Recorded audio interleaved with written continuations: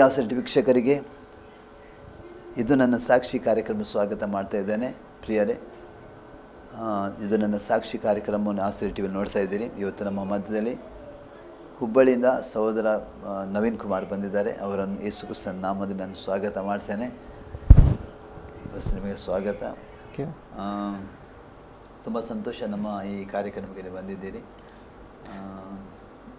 ಜನರಿಗೆ ತಿಳಿಸುವಂಥದ್ದೊಂದು ಸಂಗತಿ ಅಂದರೆ ಅವರ ಜೀವನ ಯಾವ ರೀತಿ ಇರ್ತದೆ, ಅವರ ಹಿನ್ನೆಲೆ ಏನಿರ್ತದೆ ಅಂತ ನಮ್ಮ ಜನರಿಗೆ ತಿಳಿಸುವಂಥದ್ದು, ಮತ್ತು ಅದರ ಹಿಂದುಗಡೆ ಅವರಿಗೆ ಕಷ್ಟ, ಅವರ ನೋವುಗಳು, ಅವರಿಗೆ ಬರುವಂಥದ್ರಿಂದ ಏನು ಸಂತೋಷ ಏನು ಬರ್ತದೆ ಅದೆಲ್ಲ ತಿಳಿಸುವಂಥದ್ದೇ ಕಾರ್ಯಕ್ರಮವಾಗಿದೆ.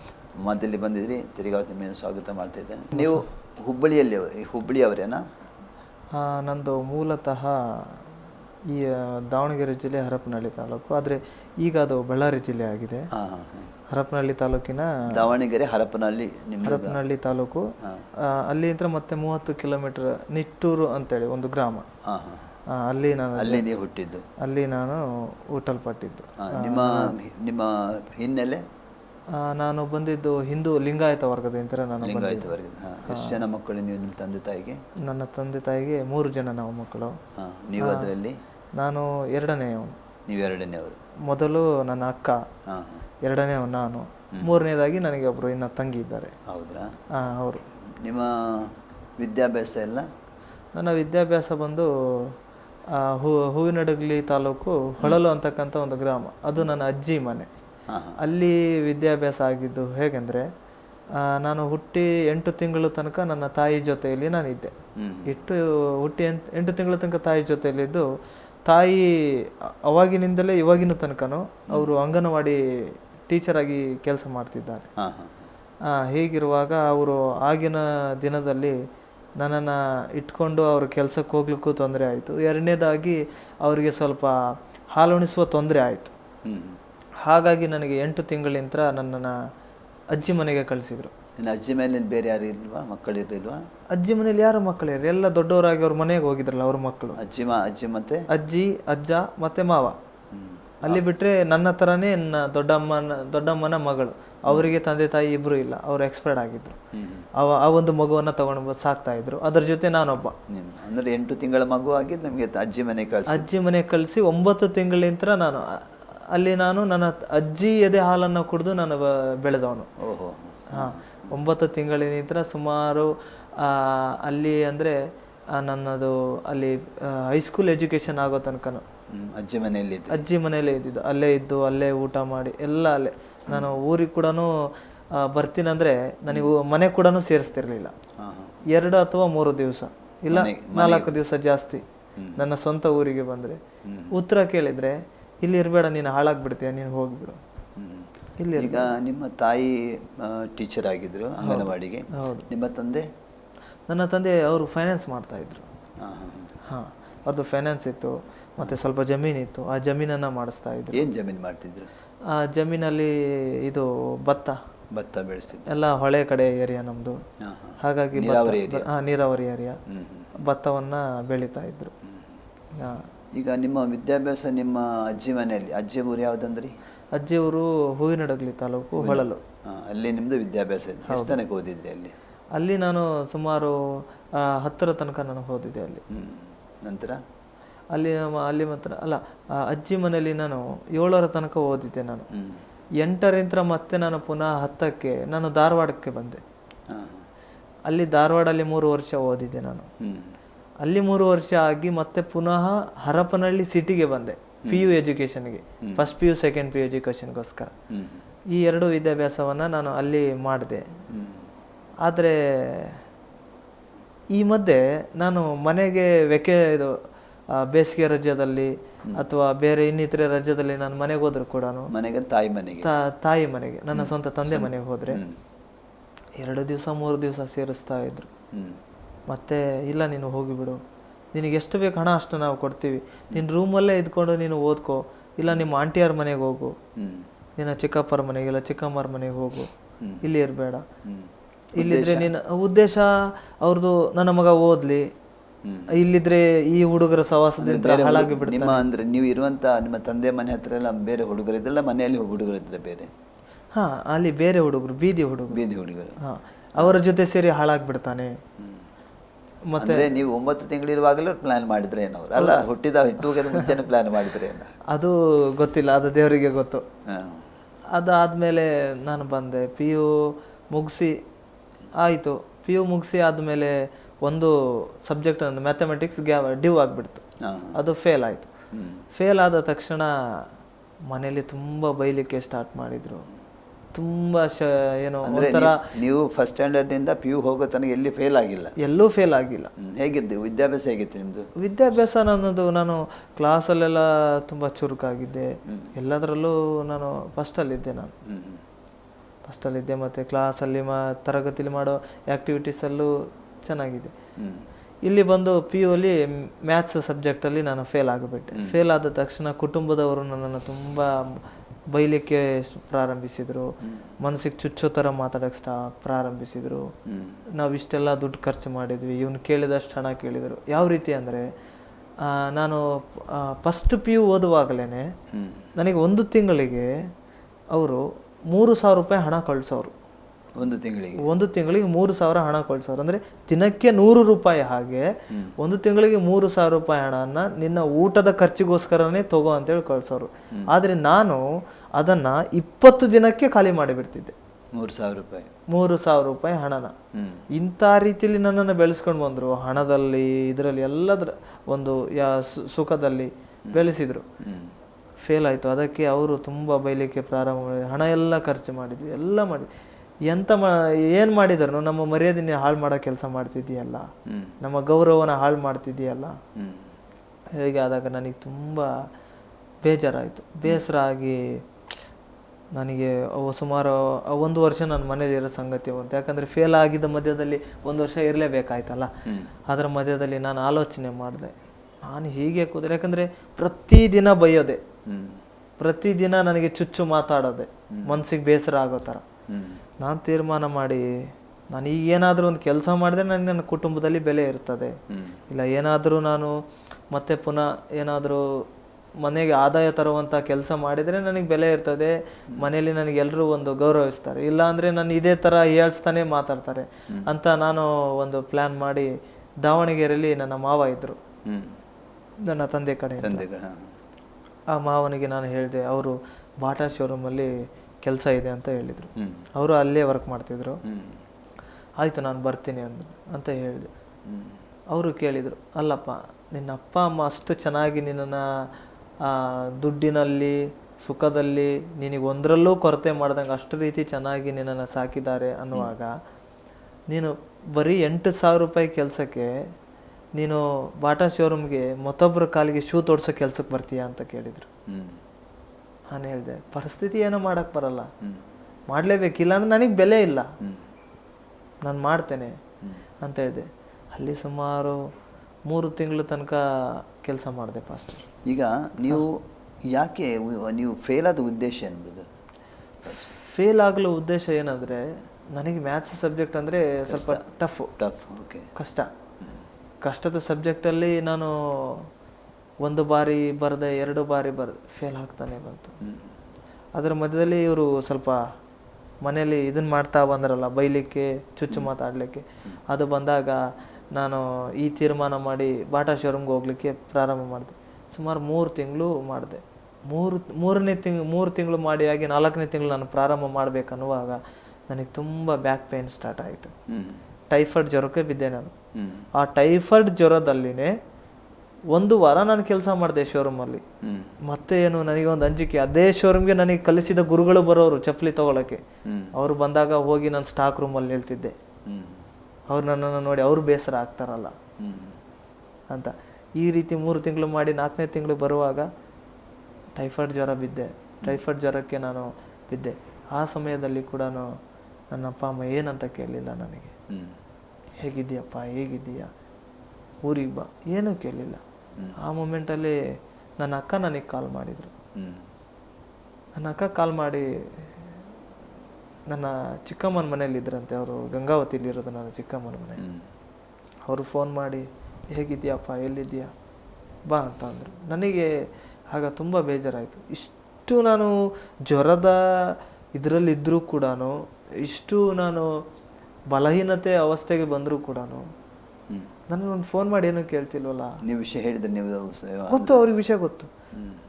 ಎರಡನೇದಾಗಿ ಮನೆಗೆ ಬಾ ಅಂತ ಕರಿತಿಲ್ವಲ್ಲ ಅಂತೇಳಿ ನನಗೆ ಅನಿಸ್ತಾ. ಆಗ ನಮ್ಮ ಅಕ್ಕ ಫೋನ್ ಮಾಡಿ ಕೇಳಿ, ಬಾರಪ್ಪ ಕೆಲಸ ಬಿಟ್ಟು ಬಾ, ಇಲ್ಲ ಆಂಟಿ ಮನೇಲಿ ಇದ್ದೀನಿ ನಾನು ಕೂಡ, ನೀನು ಇಲ್ಲಿ ಬಂದು ಆಂಟಿ ಸ್ವಲ್ಪ ನಿನಗೆ, ಯಾಕಂದ್ರೆ ನಮ್ಮ ಆಂಟಿ ಅವ್ರ ನರ್ಸ್ ಗಂಗಾವತಿಲಿ, ನಿನಗೆ ಸ್ವಲ್ಪ ಟ್ರೀಟ್ಮೆಂಟ್ ಕೊಡ್ತಾರೆ ಅಂತೇಳಿ ಆದಮೇಲೆ ನಾನು ಮತ್ತೆ ಪುನಃ ಹೋದೆ ಅಲ್ಲಿಗೆ.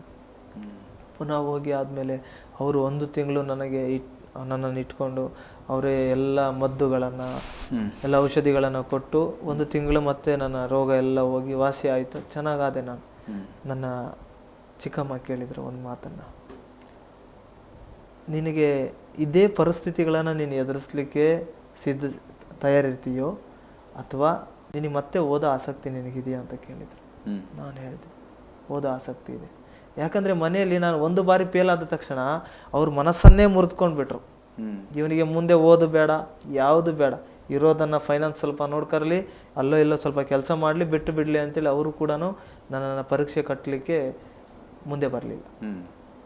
ನಮ್ಮ ಆಂಟಿ ಅದಕ್ಕೆ ಕೇಳಿದ್ರು, ಆಗ ನಿನಗೆ ಪರೀಕ್ಷೆ ಕಟ್ಟಲಿಕ್ಕೆ ಮತ್ತೆ ಇಷ್ಟ ಇದೆನಾ, ಓದಲಿಕ್ಕೆ ಇಷ್ಟ ಇದೆನಾ ಅಂತ ಕೇಳಿದಾಗ, ಹಾಂ ಆಂಟಿ ನನಗೆ ಇಷ್ಟ ಇದೆ ಅಂತ ಹೇಳಿ. ಅದಕ್ಕೆ ಅವರೊಂದು ಮಾತು, ಹಾಗಾದರೆ ನಿನಗೆ ಇಷ್ಟ ಇರೋದಾದರೆ PU ಅನ್ನು ನಿನಗೆ ಅಟೆಂಡ್ ಮಾಡ್ಕೊ, ಏನು ಮಾಡ್ತೀಯ ನನಗೆ ಗೊತ್ತಿಲ್ಲ, PU ನೀನು ಅದನ್ನು ನೀನು ಪಾಸ್ ಮಾಡ್ಕೊ, ಮುಂದಿನ ವಿದ್ಯಾಭ್ಯಾಸದ ಖರ್ಚನ್ನೆಲ್ಲ ನಾನು ನೋಡ್ಕೊಳ್ತೀನಿ, ನಿನ್ನ ಅಪ್ಪನ್ನ ಕೇಳಬೇಡ, ನಿನ್ನ ಅಮ್ಮನ್ನ ಕೇಳಬೇಡ, ನೀನು ಎಲ್ಲ ಖರ್ಚನ್ನು ನಾನು ನೋಡ್ಕೊಳ್ತೀನಿ ಅಂತ. ಆಯಿತು ಓಕೆ ಅಂತ ನಾನು ಮತ್ತೆ ಅದೇ ವರ್ಷ ನಾನು ಕಟ್ಟಿದೆ, PUಗೆ ಅಟೆಂಡ್ ಮಾಡಿಕೊಂಡೆ. ಆದ ತಕ್ಷಣವೇ ಮತ್ತೆ CET ಬರೆದೆ. CET ಬರೆದು ಮುಗೀತು, ರ್ಯಾಂಕಿಂಗ್ ಲಿಸ್ಟ್ ಬಂತು. ಅದರಲ್ಲಿ ನನಗೆ ಪ್ಯಾರಾಮೆಡಿಕಲ್ ಸೀಟು ಸಿಕ್ಕಿತ್ತು. ಅದರಲ್ಲಿ ನಾನು 4 ಪ್ಲೇಸ್ಗೆ ಹಾಕಿದ್ದೆ, ಶಿವಮೊಗ್ಗ, ದಾವಣಗೆರೆ, ಹರಿಹರ, ಚನ್ನಗಿರಿ. ಚನ್ನಗಿರಿ ನನಗೆ ಗೊತ್ತಿಲ್ಲ, ಮೊದಲಿಂತರೂ ಆ ಹೆಸರು ನನ್ನ ಜೀವನದಲ್ಲಿ ನಾನು ಕೇಳಿಲ್ಲ ಚನ್ನಗಿರಿನ.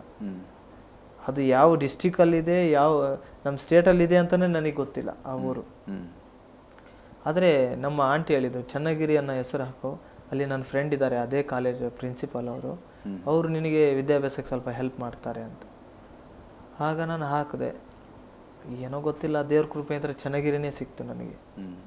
ಚನ್ನಗಿರಿ ಸಿಕ್ಕಾದ್ಮೇಲೆ ನಾನು 2015 ಆಗಸ್ಟ್ ತಿಂಗಳು 8ನೇ ತಾರೀಕಿನಂದು ನಾನು ಚನ್ನಗಿರಿಗೆ ಹೋದೆ.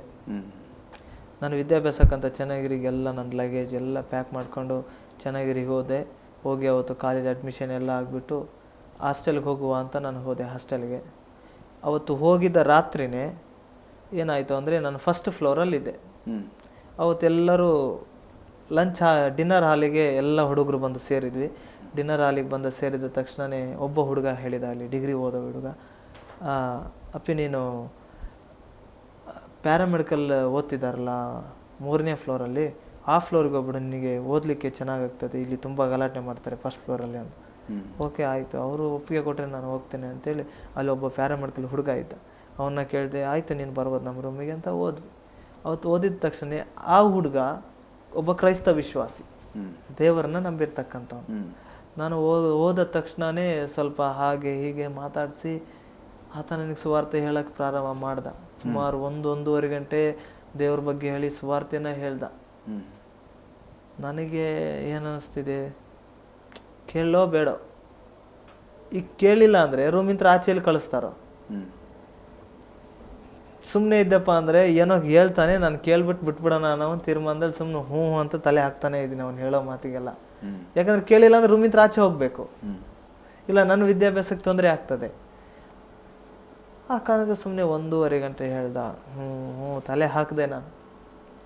ತಲೆ ಹಾಕಿ ಆದಮೇಲೆ ಕೊನೆಗೊಂದು ಮಾತು ಹೇಳ್ದ ಹುಡುಗ, ನಿನಗೆ ಹಣ ಇದೆ ಅಂತೀಯ, ಸಂಪತ್ತಿದೆ ಅಂತೀಯ, ನಿನ್ನ ಅಪ್ಪ ಎಲ್ಲ ರೀತಿಯಿಂದ ನೀನು ಚೆನ್ನಾಗಿ ನೋಡ್ಕೊಂಡಿದ್ದಾರೆ ಅಂತೀಯ, ಆದರೆ ಕೊನೆಗೆ ಒಂದು ಮಾತನ್ನು ಹೇಳ್ತೀನಿ ನಾನು, ಯಾರೂ ಕೊಡಲಿಕ್ಕಾಗದೇ ಇರ್ತಕ್ಕಂಥದ್ದನ್ನು, ಎಲ್ಲೂ ಸಿಗ್ಲಿಕ್ಕಾಗದೇ ಇರ್ತಕ್ಕಂಥ ಪ್ರೀತಿನ ಕ್ರಿಸ್ತನ್ ಮಾತ್ರ ಕೊಡೋಕ್ಕೆ ನಿನಗೆ ಸಾಧ್ಯ ಅಂತ ಹೇಳ್ದ ಪಾಸ್ಟರ್. ಇದೊಂದು ಮಾತು 1.5 ಗಂಟೆಯಲ್ಲಿ ಅವನು ಏನೇನು ಮಾತಾಡಿದ್ನೋ ಅದು ಯಾವುದೂ ನನ್ನ ತಲೆಗೂ ಹೋಗಲಿಲ್ಲ, ನನ್ನ ಮನಸ್ಸಿಗೂ ಹೋಗಲಿಲ್ಲ. ಕೊನೆಯದಾಗಿ ಇದು ಒಂದು ಮಾತನ್ನು ಹೇಳಿದ, ಇದು ಒಂದು ಮಾತು ನನಗೆ ಹೃದಯಕ್ಕೆ ತಾಕ್ತು. ತಾಕಿ ಆದಮೇಲೆ ಅಂದರೆ ನೀವು ಕೆಲವು ನಿಮ್ಮ ಕುಟುಂಬದ ನೋವನ್ನು ಅನುಭವಿಸಿದ್ದೀರಿ. ನೋವು ಅನುಭವಿಸೋದಂದರೆ ಪಾಸ್ಟರ್ ಏನಂದರೆ, ನಾನು ಚಿಕ್ಕ ವಯಸ್ಸಿನಿಂದ PU ಓದೋ ತನಕ ನಾನು ಮನೆಗೆ ಹೋದರೆ 2 ದಿವಸ 3 ದಿವಸ ಏನೋ ಬೇರೆಯವ್ರ ಥರ, ಯಾರೋ ಒಬ್ಬ ವ್ಯಕ್ತಿ ಗೆಸ್ಟಾಗಿ ಬಂದಿದ್ದಾರೆ ನನ್ನ ಮನೆಗೆ ಅನ್ನೋರ ಥರ ಆ ರೀತಿ ನನ್ನನ್ನು 2 ದಿವಸ ಇರಿಸೋದು ಕಳಿಸೋದು. ನಾನು ಇಷ್ಟಪಟ್ಟು ನಾನು ಒಂದು 15 ದಿವಸ ಇರಬೇಕಂತ ಬಂದರೆ ಸುಮ್ಮನೆ ಬಲವಂತ ಮಾಡಿ ಆಚೆ ಕಳಿಸೋದು. ಎರಡನೇದಾಗಿ ಒಂದು ಅನ್ಯೋನ್ಯತೆ ಇಲ್ಲದ ಕುಟುಂಬ. ಇದೆಲ್ಲ ನೋಡಿದಾಗ ಈತ ಪ್ರೀತಿ ತಂದೆ ತಾಯಿ ಕೊಡ್ಲಿಕ್ಕಾಗದೇ ಇರತಕ್ಕಂಥ ಪ್ರೀತಿ, ಹೆಚ್ಚಾದ ಪ್ರೀತಿಯನ್ನು ಕ್ರಿಸ್ತನು ಕೊಡ್ತಾನೆ ಅಂತ ಹೇಳಿದ್ರು ಇವರು. ನನಗೇನೋ ಒಂದು ಹೊಸದಾಗಿ ಸಿಕ್ತಲ್ಲ ಅನ್ನೋ ಒಂದು ಮನೋಭಾವನೆ ಆಯಿತು. ಆಗ ಅವತ್ತು ರಾತ್ರಿ, ಅದೇ ರಾತ್ರಿನೇ ಆ ಹುಡುಗ ಒಬ್ಬ ಅಲ್ಲಿ ಹಾಸ್ಟೆಲಿಂದ ಪಕ್ಕದಲ್ಲಿ ಸ್ವಲ್ಪ ದೂರದಲ್ಲಿ ಒಬ್ಬ ವಿಶ್ವಾಸಿ ಮನೆ ಇತ್ತು. ಆ ಒಬ್ಬ ವಿಶ್ವಾಸಿ ಮನೆ ಕರ್ಕೊಂಡೋದಾಗ ಆ ಅಮ್ಮ ನಾನು ಹೋದ ತಕ್ಷಣ ನನ್ನ ಹೆಸರನ್ನು ಕೇಳಿದರು, ನಾನು ಯಾವ ಹಿನ್ನೆಲೆಯಿಂದ ಬಂದೆ ಎಲ್ಲ ಕೇಳಿ ಆದಮೇಲೆ ಅವರು ಸ್ವಲ್ಪ ನನಗೆ ದೇವ್ರ ಬಗ್ಗೆ ಪರಿಚಯ ಮಾಡಿಸಿ ಎಲ್ಲ ಹೇಳಿ ಆದಮೇಲೆ ಅವರು ಅಡುಗೆ ಮಾಡಿ ನನಗೋಸ್ಕರ ಅಡುಗೆ ಇಟ್ಟು ಊಟ ಬಡಿಸಿ ತದನಂತರ ನನಗೋಸ್ಕರ ಕಣ್ಣೀರು ಹಾಕಿ ಪ್ರಾರ್ಥನೆ ಮಾಡಿ ನಾನು ಹಾಸ್ಟೆಲಿಗೆ ತಿರ್ಗಾ ರೂಮಿಗೆ ಬಂದೆ. ಅವತ್ತು ರಾತ್ರಿ ಸ್ವಲ್ಪ ಸಮಯ ನನಗೆ ನಿದ್ದೆ ಬರಲಿಲ್ಲ. ನನಗೆ ಅದೇ ಯೋಚನೆ, ಯಾಕೆ ಅವ್ರು ನನಗೋಸ್ಕರ ಕಣ್ಣೀರು ಹಾಕ್ಬೇಕು, ಯಾಕೆ ಅವ್ರು ನನ್ನ ಕಣ್ಣೀರು ಹಾಕಿದ್ರು, ಅಲ್ಲಿ ಏನಿತ್ತು ಕಣ್ಣೀರು ಹಾಕೋ ಅಂಥದ್ದು. ಈ ಹುಡುಗ ಇಲ್ಲಿ ಇದು ಹೇಳಿದ, ಅಲ್ಲಿ ಕರ್ಕೊಂಡೋದ. ಅವರು ಪಾಪ ನನಗೋಸ್ಕರ ಕಣ್ಣೀರಿಟ್ಟು ಅವರು ಯೇಸುವಿನ ಹತ್ರ ಅವರು ಪ್ರಾರ್ಥನೆ ಮಾಡಿದರು, ಏನೋ ಬೇಡಿಕೊಂಡ್ರು ನನಗೋಸ್ಕರ. ನನ್ನ ಮನೇಲಿ ನನ್ನ ತಾಯಿ ಒಂದು ದಿವಸನೂ ನನಗೋಸ್ಕರ ಕಣ್ಣೀರು ಹಾಕಿ ದೇವರಲ್ಲಿ ಕೇಳಲಿಲ್ವಲ್ಲ ಏನಂತ. ಇವ್ರು ಕೇಳಿದ್ರಲ್ಲ, ಅದಾಯಿತು. ಮಾರನೇ ದಿವಸ ಮತ್ತೆ ಪುನಃ ಅವತ್ತು ಶುಕ್ರವಾರ ದಿನ, ಅವತ್ತಿನ ದಿವಸ ನಮ್ಮ ಚರ್ಚ್ಗೆ ಒಬ್ಬರು ಬೈಬಲ್ ಟೀಚ್ ಮಾಡಲಿಕ್ಕೆ ಭದ್ರಾವತಿಯಿಂದ ಚೆನ್ನಗಿರಿಗೆ ಒಬ್ಬರು ಬ್ರದರ್ ರವಿ ಅನ್ನೋರು ಬರ್ತಾಯಿದ್ರು. ಅವರು ಬಂದರು. ಈ ಹುಡುಗ ಅವರು ಒಟ್ಟಿಗೆ ಮುಂಚೆ ಹೇಳಿದ್ನೇನೋ ಗೊತ್ತಿಲ್ಲ. ಅವರು ಬಂದ ತಕ್ಷಣವೇ ನನಗೆ ಹಾಯ್ ನವೀನ್ ಹೇಗಿದ್ದೀಯಾ, ಚೆನ್ನಾಗಿದ್ದೀಯಾ, ಏನು ಮಾಡ್ತಿದ್ದೀಯಾ ಏನು ಅಂತ ತುಂಬ ಚೆನ್ನಾಗಿ ಕೇಳಿ ನನ್ನನ್ನು ಹಗ್ ಮಾಡಿ ಅವತ್ತು ಸ್ವಲ್ಪ ಸಿಹಿ ತಿಂಡಿ ಎತ್ಕೊಂಡ್ಬಂದಿದ್ರು. ಅವ್ರ ಕೈಯಾರನೇ ನನಗೆ ಸಿಹಿ ತಿಂಡಿನ ತಿನ್ನಿಸಿ ಅವತ್ತು ಬೈಬಲ್ ಟೀಚ್ ಮಾಡೋಣ ಅಂತ ಬಂದವರು ಅದು ಬೈಬಲ್ ಟೀಚ್ ಬಿಟ್ಟು ಒಂದು ಅರ್ಧ ಗಂಟೆ 1 ಗಂಟೆ ನನ್ನ ಹತ್ರನೇ ಟೈಮ್ ಸ್ಪೆಂಡ್ ಮಾಡಿ ದೇವ್ರ ಬಗ್ಗೆ ಹೇಳಿ ನನಗೋಸ್ಕರ ಪ್ರಾರ್ಥನೆ ಮಾಡಿ ಹೋದರು. ಅವತ್ತು ಒಂದು ದಿವಸ ವಿಚಿತ್ರ ಅನ್ನಿಸ್ತು ನನಗೆ. ಏನಪ್ಪ, ಹೊಸ ಅನುಭವ. ನನ್ನ ಸ್ವಂತ ಮನೆಯಲ್ಲೇ ನನಗೆ ಈ ಥರ ಆಗಲಿಲ್ಲ, ಹೊಸದಾದ ಅನುಭವಗಳು. ಯಾರೋ ಇವರು ಗೊತ್ತಿಲ್ಲ ಎಲ್ಲಿಂತನೋ ಬಂದರು, ನನ್ನನ್ನು ಹಗ್ಗು ಮಾಡಿದರು, ನನಗೋಸ್ಕರ ಕಣ್ಣೀರು ಇಟ್ಟರು, ತನ್ನ ಸ್ವಂತ ಕೈಯಿಂದ ನನಗೆ ಸಿಹಿ ತಿಂಡಿ ತಿನ್ನಿಸಿದ್ರು. ಏನಿದು? ಅವತ್ತು ನನಗೊಂದು ಕ್ಲಾರಿಫಿಕೇಶನ್ ಸಿಗಲಿಲ್ಲ ಪಾಸ್ಟ್. ಅದಾದ ನಂತರ ಮತ್ತೆ ಸುಮಾರು ಶನಿವಾರದ ದಿವಸದ ಸಂಜೆ ಅಂದು 10ನೇ ತಾರೀಕಿನ ಸಾಯಂಕಾಲಂದು ಆ ಹುಡುಗ ಪಾಸ್ಟರ್ ಮನೆಗೆ ಕರ್ಕೊಂಡು ಹೋದರು. ಪಾಸ್ಟರ್ ರಾಮ್ ಅವರು ಅಂತ ಹೇಳಿದ್ನ ಅವ್ರ ಮನೆಗೆ ಕರ್ಕೊಂಡು ಹೋಗಿ ಅವರು ಕರ್ಕೊಂಡೋಗಿದ್ದ ದಿವಸ ಅವರು ಸೇಮ್ ಥಿಂಗ್, ಅವರು ಕೂಡ ದೇವ್ರ ಬಗ್ಗೆನೇ ಹೇಳಿದರು. ದೇವ್ರ ಬಗ್ಗೆ ಹೇಳಿ ನನ್ನನ್ನು ಸ್ವಲ್ಪ ದೇವರಲ್ಲಿ ಉತ್ಸಾಹ ಬರೋ ಥರ ಮಾಡಿದರು, ಪ್ರಾರ್ಥನೆ ಮಾಡಿದರು. ಅವತ್ತು ವಿಶೇಷವಾಗಿ ನನಗೋಸ್ಕರ ಸ್ವಲ್ಪ ಏನೋ ಸ್ಪೆಷಲ್ ಊಟ ಮಾಡಿ ನನಗೋಸ್ಕರ ಊಟ ರೆಡಿ ಇಟ್ಟು ಊಟ ಬಡಿಸಿ 12 ಗಂಟೆ ತನಕ ನನ್ನೊಟ್ಟಿಗೆ ಮಾತಾಡಿ ಮತ್ತೆ ಪಾಸ್ಟ್ರೇ ಬೈಕ್ ತೊಗೊಂಡು ನನ್ನ ಹಾಸ್ಟೆಲ್ ರೂಮಿಗೆ ಡ್ರಾಪ್ ಮಾಡಿ 12 ಗಂಟೆಗೆ ಹೋದರು. ಈ 3 ಘಟನೆಗಳು ನನ್ನ ಜೀವನದಲ್ಲಿ ದೊಡ್ಡ ಪ್ರಶ್ನೆಯಾಗಿ ಕಾಡಲಿಕ್ಕೆ ಪ್ರಾರಂಭವಾಯಿತು ಅವತ್ತಿನ ರಾತ್ರಿ. ಏನು, ಯಾಕೆ ಇವರೆಲ್ಲ ಇಷ್ಟು ಮಾಡ್ತಿದ್ದಾರೆ, ಯಾವ ಕಾರಣಕ್ಕೆ, ಯಾವ ಉದ್ದೇಶಕ್ಕೋಸ್ಕರ ಇಷ್ಟು ಮಾಡ್ತಿದ್ದಾರೆ. ನನ್ನ ಸ್ವಂತ ಮನೇಲಿ ನನ್ನ ತಾಯಿಯಿಂದ ಈ ಅನುಭವ ನೋಡಲಿಲ್ಲ. 2 ದಿವಸ ಮನೆಗೆ ಹೋದರೆ 3ನೇ ದಿವಸಕ್ಕೆ ಅಲ್ಲೇ ಆಚೆ ಕಳಿಸೋರು. ಯಾರೋ ಪುಣ್ಯ ನನಗೆ ಗೊತ್ತಿಲ್ಲ, ನನ್ನ ರಕ್ತ ಅಲ್ಲ ಆಗಿರ್ತಕ್ಕಂಥ ಆಯಮ್ಮ ನನಗೆ ಪ್ರೀತಿಯಂತರ ಕಣ್ಣೀರು ಸುರಿಸಿ ಕೈದೊತ್ತು ಮಾಡಿ ಅನ್ನ ತಿನ್ನಿಸ್ತು. ಯಾವ ಉದ್ದೇಶಕ್ಕೆ? ನನಗೆ ತಲೆಯಲ್ಲಿ ಒಂದು ದೊಡ್ಡ ಪ್ರಶ್ನೆ ಕಾಡ್ತಿರ್ಬೇಕಾದ್ರೆ ಆ ಕಡೆ ಸೈತಾನ್ ಇನ್ನೊಂದು ಆಲೋಚನೆ ಕೊಡ್ತಾ ಇದ್ದಾನೆ. ಏನು ಆಲೋಚನೆ? ನನ್ನ ಹತ್ರ ಆಸ್ತಿ ಹಣ ಇರೋದು ಮೇ ಬಿ ಇವ್ರಿಗೆ ಗೊತ್ತಾಗಿದೆ ಏನೋ, ನನ್ನ ಮನೆಗೆ ಸ್ವಲ್ಪ ರಿಚ್ ಇರೋದು ಇವ್ರಿಗೆ ಗೊತ್ತಾಗಿದೆ ಏನೋ, ಇದನ್ನು ಇವ್ರು ದುರುಪಯೋಗ ಪಡಿಸ್ಕೊಳ್ಳಿಕ್ಕೆ ಈ ಥರ ಏನಾರು ಮಾಡ್ತಿದ್ದಾರೋ ಅಂಥೇಳಿ. ಇನ್ನೊಂದು ಕಡೆ ಏನು ಅನಿಸ್ತಾ ಇದೆ ನನ್ನ ಮನಸ್ಸು, ಇವ್ರು ಯಾಕೆ ಇಷ್ಟು ನನಗೋಸ್ಕರ ಮಾಡಬೇಕು?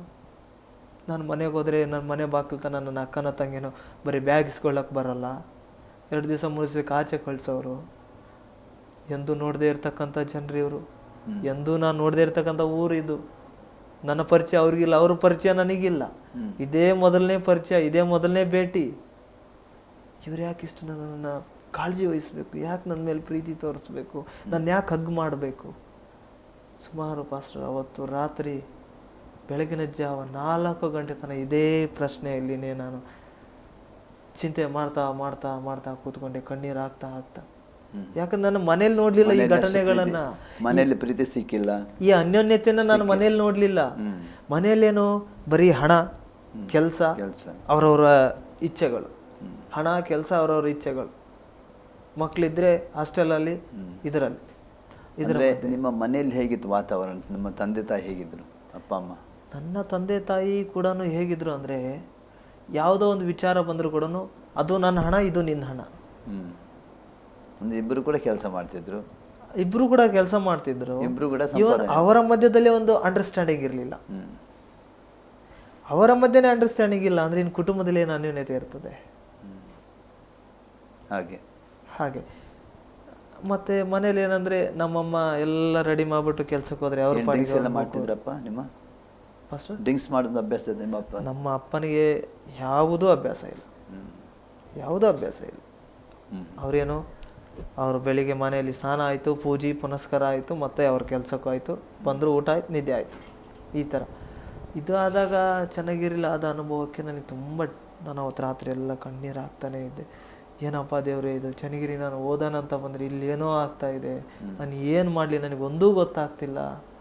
ಇಲ್ಲಿ ಇದೇ ಥರ ಇದೆ, ನಾನು ಓದ್ಲೋ ಅಥವಾ ಹಿಂಗೆ, ಅಥವಾ ಮನಸ್ಸೇನು ಅನಿಸಿದೆ ಪಾಸ್ಟರ್, ಬ್ಯಾಗ್ ತೊಗೊಂಡು ನಾಳೆ ಬೆಳಿಗ್ಗೆ ಹೊರಟ್ಬಿಡೋಣ ಊರಿಗೆ, ರಿಟರ್ನ್ ಬೇಡವೇ ಬೇಡ. ಅಲ್ಲಿ ಅವನು ನೋಡಿದರೆ ಕ್ರಿಸ್ತನನ್ನು ನಂಬು, ದೇವ್ರು ಕೊಡದೇ ಇರ್ತಕ್ಕಂಥ ಪ್ರೀತಿಯನ್ನು ಅವ್ರು ಕೊಡ್ತಾರೆ. ಆ ಅಮ್ಮನ ಹತ್ರ ಹೋದೆಪ್ಪ ಅಂದರೆ ಅವರು ಅಮ್ಮ ಅದೇ ಹೇಳ್ತಿದ್ದಾರೆ, ಇಲ್ಲಿ ಯಾರೋ ಒಬ್ಬರು ಬ್ರದರ್ ಬಂದರೆ ಇವರು ಕೂಡ ಅದೇ ಹೇಳ್ತಿದ್ದಾರೆ. ತುಂಬ ತುಂಬ ಅಳ್ತಾ ಇದ್ದೆ ಮ್ಯಾಮ್ ರಾತ್ರಿ ಎಲ್ಲ. ಏನು ದೇವ್ರೆ ಇದು, ಏನು ಏಕೆ ಅಂತಂದ. ಆ ಹುಡುಗ ಒಂದು ಬೈಬಲ್ ಕೊಟ್ಟಿದ್ದ ನನಗೆ, ತಲೆಗೆ ಒಂದು ಹೊಳಿತು. ಏನೋ ಕೊಟ್ಟಿದ್ದಾನಲ್ಲ ಆ ಹುಡುಗ ಬೈಬಲ್ನ, ಅದೇನೋ ಬುಕ್ ಕೊಟ್ಟಿದ್ದಾನೆ, ತಡಿ ನೋಡೋಣ ಅಂಥೇಳಿ ಬೈಬಲ್ನ ತೆಗೆದೆ. ಹೀಗೆ ಸುಮ್ಮನೆ ತೆಗೆದು ಏನಂದರೆ ಏನು ಸಿಗುತ್ತೋ ಓದೋಣ ಅಂತೇಳಿ ಹಿಂಗೆ ಕಣ್ಣು ಮುಚ್ಚಿಬಿಟ್ಟು ಹಿಂಗೆ ಸೆಂಟ್ರಿಗೆ ಒಂದು ಪೇಪರ್ ಹಿಡಿದು ತೆಗೆದೆ. ತೆಗೆದ ತಕ್ಷಣವೇ ಯೆಶಾಯನ ಬರೆದ ಪ್ರವಾದನೆ ಗ್ರಂಥ ಓಪನ್ ಆಯಿತು. ಓಪನ್ ಆದಾಗ ಒಂದು ಕರೆಕ್ಟ್ ನನ್ನ ಕಣ್ಣಿಗೆ ಬಿದ್ದದ್ದು ಅದು ಒಂದೇ ವಾಕ್ಯ. ಯಾವ ವಾಕ್ಯ ಅಂದರೆ, ಆ ಹುಡುಗ ನನಗೆ ಸುವಾರ್ತೆ ಸಾರಿ ಎಲ್ಲ ಆದಮೇಲೆ ಒಂದು ಮಾತನ್ನು ಹೇಳಿದರು ಅಂತ ಹೇಳಿದೆ. ಏನು ಹೇಳಿದ್ರು ಅಂದರೆ, ಬೆಟ್ಟಗಳಾಗಲಿದ್ದರು, ಗುಡ್ಡಗಳು ಕದಲಿದ್ದರು, ನನ್ನ ಕೃಪೆ ಶಾಶ್ವತ ಅಂತೇಳಿ ದೇವರು ಹೇಳಿದ್ದಾರೆ ಅಂತ ಹೇಳಿದರು ಅವರು. ಅದೇ ವಾಕ್ಯ ಅವತ್ತು ನನ್ನ ಕಣ್ಣಿಗೆ ಬಿತ್ತು.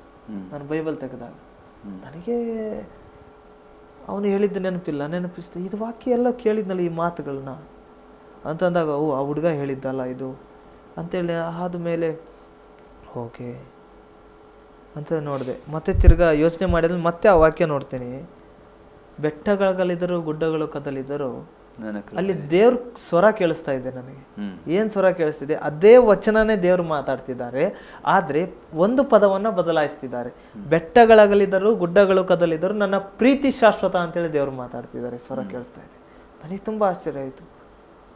ಏನಿದು ಪ್ರೀತಿ ಪ್ರೀತಿ ಪ್ರೀತಿ ಅಂತ ಹೇಳಿದೆ. ಅವತ್ತು ದೇವ್ರು ಮಾತಾಡಿದರು, ನನ್ನ ಪ್ರೀತಿ ಶಾಶ್ವತ ಅಂತೇಳಿ. ಅವಾಗ ಮಾತಾಡಿದಾಗ ನಾನು ಆಲೋಚನೆ ಮಾಡಿದೆ, ಮತ್ತೆ ಅದೇ ಆಲೋಚನೆ ಮಾಡಿದೆ. ಏನು ಆಲೋಚನೆ? ಇವ್ರು ಯಾರೆಲ್ಲ ನಾನು ಇಷ್ಟು ಪ್ರೀತಿ ಮಾಡ್ತಿದ್ದಾರೆ, ಇದರಿಂದ ಏನೋ ಒಂದು ಕಾರಣ ಇರಲೇಬೇಕು, ಬಲವಾದ ಕಾರಣ ಐತಿ. ಯಾಕಂದರೆ ಒಬ್ಬ ವ್ಯಕ್ತಿ ಈ ಥರ ಮಾಡಲಿಕ್ಕೆ ಕಾರಣ ಇಲ್ಲ. ಏನೋ ನನ್ನಿಂದ ಅವ್ರಿಗೇನೋ ಲಾಭ ಇರಬೇಕು, ಇಲ್ಲ ಎರಡನೇದಾಗಿ ಅವ್ರು ನನಗೆ ಏನನ್ನೋ ತೋರಿಸ್ಲಿಕ್ಕೋಸ್ಕರ ಇದನ್ನು ಮಾಡ್ತಿದ್ದಾರೆ. ಈ ಎರಡು ಆಲೋಚನೆ ಬಂದಾಗ ಮತ್ತೆ ತಲೆಯಲ್ಲಿ ಬಂತು ಏನಂದರೆ, ಇವರು ನನ್ನನ್ನು ಇಷ್ಟು ಪ್ರೀತಿ ಮಾಡ್ತಿದ್ದಾರೆ ಅಂದರೆ ಇವರು ಯೇಸುವನ್ನು ಹಿಂಬಾಲಿಸ್ತಿದ್ದಾರೆ. ಯೇಸುವನ್ನು ಹಿಂಬಾಲಿಸ್ತಕ್ಕಂಥ ಇವರುಗಳೇ ನನ್ನನ್ನು ಇಷ್ಟು ಪ್ರೀತಿ ಮಾಡಬೇಕಾದ್ರೆ, ಇನ್ನು ನಾನು ಯೇಸುವನ್ನು ಹಿಂಬಾಲಿಸೋದಾದರೆ ಆ ಯೇಸು ನನ್ನನ್ನು ಯಾವ ರೀತಿ ಪ್ರೀತಿ ಮಾಡಬಲ್ಲರು? ಇದು ಒಂದು ಪ್ರಶ್ನೆ ನನ್ನ ತಲೆಯೊಳಗೆ ಬಂದ ತಕ್ಷಣವೇ ನಾನು ತೀರ್ಮಾನಿಸಿದೆ. 11ನೇ ತಾರೀಕು 2015 11ನೇ ತಾರೀಕು ಆಗಸ್ಟ್ ಮಾರ್ನಿಂಗ್ 4:15 ಸುಮಾರು ತೀರ್ಮಾನಿಸಿದೆ, ಇಷ್ಟು ಪ್ರೀತಿ ನನಗೆ ಸಿಗೋದಾದರೆ ನಾನು ಯೇಸುವನ್ನು ನಾನು ಸ್ವೀಕರಿಸ್ತೇನೆ. ಅವತ್ತು ದೇವ್ರ ಹತ್ರ ನಾನು ಅವತ್ತು ಒಂದು ಕಮಿಟ್ಮೆಂಟ್ ಮಾಡ್ಕೊಂಡು. ಎಷ್ಟು ದಿವಸ ಆಗಿತ್ತು ನೀವು ಅಲ್ಲಿಗೆ ಹೋಗಿ? ಅಲ್ಲಿಗೆ ಹೋಗಿ ನಾನು 8ನೇ ತಾರೀಕು ಚನ್ನಗಿರಿ ಕಾಲಿಟ್ಟಿದ್ದು. ಹ್ಞೂ 8, 9, 10, 11 4 ದಿವಸ ಮಾತ್ರ. 4 ದಿವಸ ಅಂದರೆ ಆ್ಯಕ್ಚುಲಿ ಅದು ಪ್ಯಾರಾಮೆಡಿಕಲ್ ಕಾಲೇಜ್ ಯಾರದ್ದು? ಫಸ್ಟ್ ಪ್ಯಾರಾಮೆಡಿಕಲ್ ಕಾಲೇಜ್ ಯಾರದ್ದು? ಪ್ಯಾರಾಮೆಡಿಕಲ್ ಕಾಲೇಜ್ ಅದು ಅನ್ಎಡೆಡ್ ಕಾಲೇಜ್. ಗೌರ್ಮೆಂಟಾ? ಅಂದರೆ ಅದು ಗೌರ್ಮೆಂಟು ಮತ್ತು ಖಾಸಗಿ ಎರಡು. ಹಾಂ ಹಾಂ ಹಾಂ. ಅರ್ಧ ಫೀಸ್ ಗೌರ್ಮೆಂಟಿಂದ ಬರ್ತದೆ, ಅರ್ಧ ಹಣವನ್ನು ನಾವು ಕಟ್ಟಬೇಕು, ಆ ರೀತಿ ಕಾಲೇಜ್ ಅದು. ಅಲ್ಲಿ ಹೋಗಿ 4 ದಿವಸಕ್ಕೆ ಸುವಾರ್ತೆಗೆ ಹೇಳಿದಾಗ ನಾನು ತೀರ್ಮಾನ ಮಾಡಿದೆ, ದೇವರು ಎಂಥ ಪರಿಸ್ಥಿತಿ ಎದುರಾದರೂ ಕೂಡ ನನಗೆ ಇಷ್ಟು ಪ್ರೀತಿ ನನಗೆ ಸಿಗೋದಾದರೆ ಈ ಪ್ರೀತಿ ನಾನು ಕಳ್ಕೊಳ್ಳಿಕ್ಕೆ ತಯಾರಿಲ್ಲ. ನನಗೆ ಈ ಪ್ರೀತಿ ನನಗೆ ಇವತ್ತಿನ ಥರನೇ ನನಗೆ ಕೊಡು ನೀನು ಅಂತೇಳಿ ತೀರ್ಮಾನ ಮಾಡಿದಾಗ ಅವತ್ತು ಮಾರನೇ ದಿವಸ ಬೆಳಗ್ಗೆ ಸಭೆಗೆ ಹೋದ್ವಿ. ಸಭೆಗೆ ಹೋಗಿ ಆದಮೇಲೆ ಅಲ್ಲಿ ಸ್ಟಾರ್ಟಿಂಗ್ ಹೋದ ತಕ್ಷಣವೇ ಚಪ್ಪಾಳಿ ತಡ್ತಾ ಹಾಡಾಡ್ತಾ ಸ್ಟಾರ್ಟ್ ಮಾಡಿದ್ದಾರೆ. ನನಗೆ ತುಂಬ ಖುಷಿ ಆಯಿತು. ಯಾಕಂದರೆ ನಾನು ಈವನ್ ಪ್ರೈಮರಿ ಅಂತಲೇ ಸಿಂಗಿಂಗ್ ಕಾಂಪಿಟೇಷನಲ್ಲಿ ಬೆಳೆದು ಬಂದವನು. ಅದನ್ನು ನೋಡಿ ತುಂಬ ಖುಷಿ ಆಯಿತು. ನಾನು ಸೀದಾ ಡೈರೆಕ್ಟಾಗಿ ಅಲ್ಲಿ ಫುಲ್ ಫಿಟ್ ಮುಂದೆ ಹಾಡು ಹಾಡ್ತಾ ಇದ್ರು ಹುಡುಗರು, ಕೆಲವು ಹುಡುಗರು. ಅವ್ರ ಹತ್ರ ಹೋಗ್ಬಿಟ್ಟು ಒಂದು ಪೇಪರ್ನ ಕಿತ್ಕೊಂಡು ನಾನು ನೋಡ್ತಾ ಹಾಡು ಹಾಡೋಕ್ಕೆ ಸ್ಟಾರ್ಟ್ ಮಾಡಿದೆ. ಅವಾಗ ಅದನ್ನು ನೋಡಿರ್ತಕ್ಕಂಥ ಪಾಸ್ಟ್ರಿಗೂ ಆ ಸಭೆಯವ್ರಿಗೂ ತುಂಬ ಆಶ್ಚರ್ಯ ಆಯಿತು. ತುಂಬ ಆಶ್ಚರ್ಯ ಆಗಿ ಏನು ಈ ಹುಡುಗ ಫಸ್ಟ್ ದಿನವೇ ಈ ರೀತಿ ಮಾಡ್ತಿದ್ದಾನೆ ಅಂತೇಳಿ ನೋಡಿದಾಗ ಅವತ್ತು ಸಭೆ ಆಯಿತು. ಎಲ್ಲರೂ ನನ್ನನ್ನು ಯಾವ ರೀತಿ ಅಂದರೆ ನನ್ನ ಸ್ವಂತ ಮಗ, ಸ್ವಂತ ತಮ್ಮ, ಸ್ವಂತ ಅಣ್ಣ, ಅದೇ ಥರನೇ ಎಲ್ಲರೂ ನನ್ನೊಟ್ಟಿಗೆ ಟ್ರೀಟ್ ಮಾಡಲಿಕ್ಕೆ ಪ್ರಾರಂಭ ಮಾಡಿ ಅವತ್ತು ಕೂಡ ಪಾಸ್ಟು ಅವ್ರ ಮನೆಯೆಲ್ಲ ಟ್ರೀಟ್ ಕೊಟ್ಟು ಕಳಿಸಿದ್ರು. ದಿನ ಆದಮೇಲೆ ನನಗೆ ಒಂದು ಹುಚ್ಚು ಬಂತು. ಹೋಗಿ ಪಾಸ್ಟ್ರನ್ನ ಕೇಳಿದೆ, ಪಾಸ್ಟ್ರೇ ದೇವರು ಒಂದು ಮಾತಾಡಿದ್ರು ನನಗೆ, ನಾನು ಯಾರೂ ಕೊಡ್ಲಿಕ್ಕಾಗದಿರೋ ಪ್ರೀತಿ ಕೊಡ್ತೀನಿ ಅಂತ. ಆ ಪ್ರೀತಿ ಎಲ್ಲಿದೆ ತೋರಿಸ್ರಿ, ಆ ಪ್ರೀತಿ ನನಗೆ ಬೇಕು. ಯಾಕಂದರೆ ತಂದೆ ತಾಯಿ ಅಂತರೂ ಆ ಪ್ರೀತಿಯನ್ನು ನಾನು ಕಾಣಲಿಲ್ಲ, ಕುಟುಂಬದಲ್ಲೂ ಆ ಅನ್ಯೋನ್ಯತೆ ಕಾಣಲಿಲ್ಲ. ಅಂಥ ಅನ್ಯೋನ್ಯತೆ ಸಭೆಯಲ್ಲಿ ಕೊಡಲಿಕ್ಕೆ ಪ್ರಾರಂಭ ಆಯಿತು. ಫಸ್ಟ್ ನಿಜ ಹೇಳ್ಬೇಕಂದ್ರೆ ಯಾರೋ ನನಗೆ ಗೊತ್ತಿಲ್ಲ, ಆದರೆ ಬಟ್ ಅವ್ರಿಗೆ ಬಂದಿರತಕ್ಕಂಥ ಹಿನ್ನೆಲೆಯಲ್ಲಿ ತಿನ್ಲಿಕ್ಕೆ ಅನ್ನ ಇಲ್ಲದೆ ಇರ್ಬೋದು, ಹಾಕ್ಲಿಕ್ಕೆ ಬಟ್ಟೆ ಇಲ್ಲದೆ ಇರ್ಬೋದು. ಅವ್ರು ತೋರೋ ಪ್ರೀತಿ ನನ್ನನ್ನು ಹಡೆದ ತಾಯಿಗಿಂತ ಹೆಚ್ಚಾಗಿ ತೋರ್ತಕ್ಕಂಥ ಪ್ರೀತಿ ಅವರಲ್ಲಿ ಕಂಡಿದೆ. ಆ ಸಭೆಯಲ್ಲಿ ನನ್ನ ಕುಟುಂಬದಲ್ಲಿ ಒಂದು ದಿವಸ ನಾನು ನೋಡಲಿಲ್ಲ ಆ ಒಂದು ಅನ್ಯೋನ್ಯತೆಯನ್ನು. ಆ ಮೊದಲನೇ ಭಾನುವಾರದ ಒಂದು ಆರಾಧನೆಯಲ್ಲಿ ಆ ಅನ್ಯೋನ್ಯತೆ ನಾನು ಕಂಡೆ. ಅದಕ್ಕೆ ಸೋಮವಾರ ಕೇಳಿದೆ, ಪಾಸ್ಟರ್ ಆ ಪ್ರೀತಿ ನನಗೆ ಬೇಕು, ಕೊಡ್ರಿ ಆ ಪ್ರೀತಿ ನಾನು ಬೇಕಾದ್ರೆ ಏನು ತ್ಯಜಿಸೋಕ್ಕೂ ನಾನು ತಯಾರಾಗಿ ಬಂದಿದ್ದೀನಿ, ನನಗೆ ಆ ಪ್ರೀತಿ ಕೊಡಿಸಿ ಅಂತ. ಅವ್ರು ಹೇಳಿದರು, ನಮ್ಮ ಪಾಸ್ಟರ್ ಸಿಗ್ತದಪ್ಪ ಆ ಪ್ರೀತಿ, ಆದರೆ ಒಂದೇ ಒಂದು ಕೆಲಸ ಮಾಡು, ಯೇಸುವನ್ನು ಹಿಂಬಾಲಿಸಷ್ಟೇ.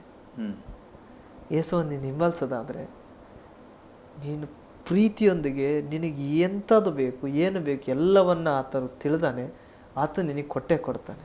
ಖಂಡಿತ. ಅಂದರೆ ಒಂದು ವಾಕ್ಯದಲ್ಲಿ ಬರೆಯಲ್ಪಟ್ಟಿದೆ, ಯೆಶಾಯನ ಪ್ರವಾದನೆಗಂತ 49ನೇ ಅಧ್ಯಾಯದಲ್ಲಿ, ಅಲ್ಲಿ ಸ್ಪಷ್ಟವಾಗಿ ಹೆತ್ತ ತಾಯಿ ತನ್ನ ಕಂದನ್ನು ಮರೆಯೋದು. ಹೌದು. ಒಂದು ವೇಳೆ ಮರೆತವರು ಅಲ್ಲ, ಹೆತ್ತ ತಾಯಿ ಕಂದನನ್ನು ಮರೆಯಲಿಕ್ಕೆ ಸಾಧ್ಯ ಇದೆ, ಆದರೆ ದೇವರು ಏನು ಹೇಳ್ತಾನೆ, ಮರೆತರೋ ನಾನೇನು ಎಂದಿಗೂ ಮರೆಯೋದಿಲ್ಲ. ಯಾಕಂದರೆ ದೇವರ ಪ್ರೀತಿ. ಯಾಕಂದರೆ ನೀವು ಹೇಳಿದ ಹಾಗೆ ನಿಮ್ಮ ತಂದೆ ತಾಯಿ ನಿಮ್ಮನ್ನು ಪ್ರೀತಿಸದಿರಬಹುದು, ಅದ್ರ ಹಿಂದ್ಗಡೆ ಅನ್ನೋದು ಉದ್ದೇಶ ಇರಬಹುದು, ನಿಮಗೆ ಗೊತ್ತಿಲ್ಲ, ಅದು ನನಗೆ ಗೊತ್ತಿಲ್ಲ. ಹೌದು. ಹಾಗಾದರೆ ನಿಮ್ಮ ತಂಗಿ ಅಕ್ಕ ಅಲ್ಲೇ ಬೆಳೆದರು, ನಿಮ್ಮ ತಂದೆ ತಾಯಿ ಒಟ್ಟಿಗೆ ಬೆಳೆದರು, ಹೌದು, ಆದರೆ ನಿಮ್ಮನ್ನು ಹೊರಗಿಟ್ಟರು. ಹೌದು. ಅಂದರೆ ಆಗಿರ್ಬೋದು ತಂದೆ ತಾಯಿಗಿಂತ ದೇವರು ನಿಮ್ಮನ್ನು ಹೆಚ್ಚಾಗಿ ಪ್ರೀತಿಸ್ತಿರ್ಬೋದು. ಹೌದು, ಅದು ಖಂಡಿತ. ಮೇ ಬಿ ದೇವರ ಉದ್ದೇಶ ನನ್ನನ್ನು ಅದಕ್ಕೆ ಸಮಯ ಬರಬೇಕಿತ್ತು. ಯಾಕಂದರೆ ವಾಕ್ಯ ಬರೆಯಲ್ಪಟ್ಟಿದೆ, ಆಕಾಶ ಕೆಳಗೆ ಭೂಮಿಯ ಮೇಲೆ ನಡೆಯುವಂಥ ಪ್ರತಿ ಕಾರ್ಯಕ್ಕೊಂದು ಕ್ಲಪ್ತ ಸಮಯ ದೇವರು ಇಟ್ಟಿದ್ದಾನೆ ಅಂತ.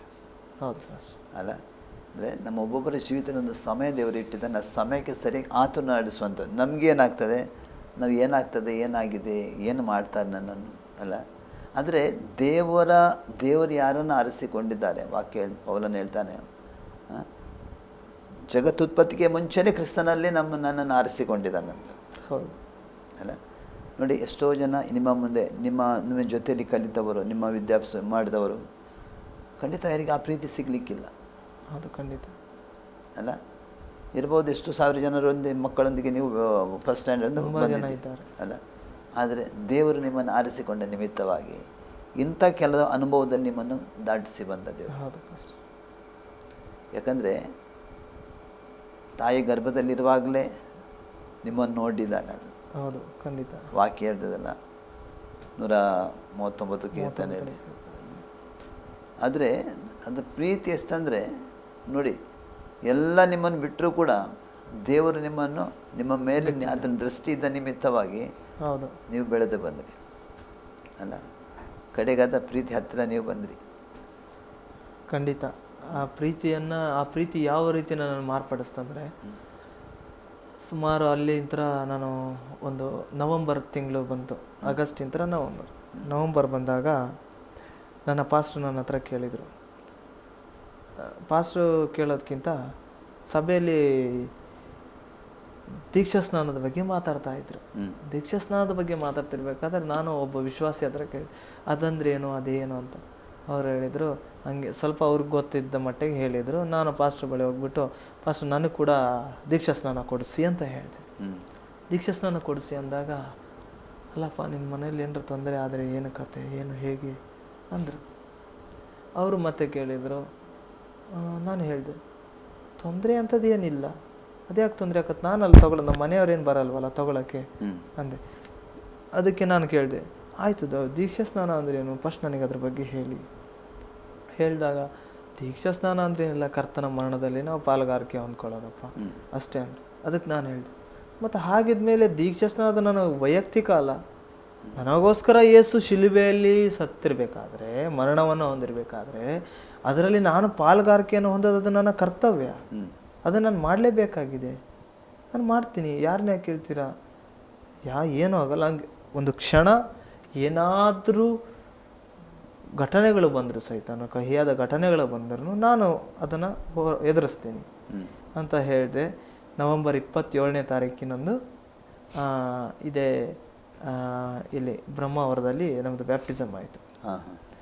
ಇಲ್ಲಿ ಬ್ರಹ್ಮಾವರಕ್ಕೆ ಕರ್ಕೊಂಡು ಬಂದಿದ್ದರು ನಮ್ಮ ಪಾಸ್ಟರ್ ಅವರು. ಅಲ್ಲಿ ಬಂದು ಅಲ್ಲಿ ಆದಮೇಲೆ ದೀಕ್ಷಾ ಸ್ನಾನ ಆಗಿ ಮತ್ತೆ ಹೋದ್ವಿ. ದೀಕ್ಷಾ ಸ್ನಾನ ಆಗಿ ಹೋಗಿ ಆದಮೇಲೆ ನನ್ನ ಮನಸ್ಥಿತಿ ಯಾವ ರೀತಿ ಬಂತು, ದೇವರ ಪ್ರೀತಿನ ನಾನು ಯಾವ ರೀತಿ ಪರಿವರ್ತನೆ ಮಾಡ್ತು ಮತ್ತು ಯಾವ ಮನಸ್ಥಿತಿ ಬಂತು ಅಂದರೆ, ಅದಕ್ಕಿಂತ ಮುಂಚೆ ಏನಾಯ್ತು ಅಂದರೆ ದೇವರ ಪ್ರೀತಿಯನ್ನು ಕಂಡೆ. ಅದಾದಮೇಲೆ ಇನ್ನೊಂದು ಮಾತನ್ನು ಹೇಳ್ತಾ ಇದ್ರು, ಸತ್ಯ ದೇವರು ಸತ್ಯ ದೇವರು ಸತ್ಯ ದೇವರು ಅಂತ.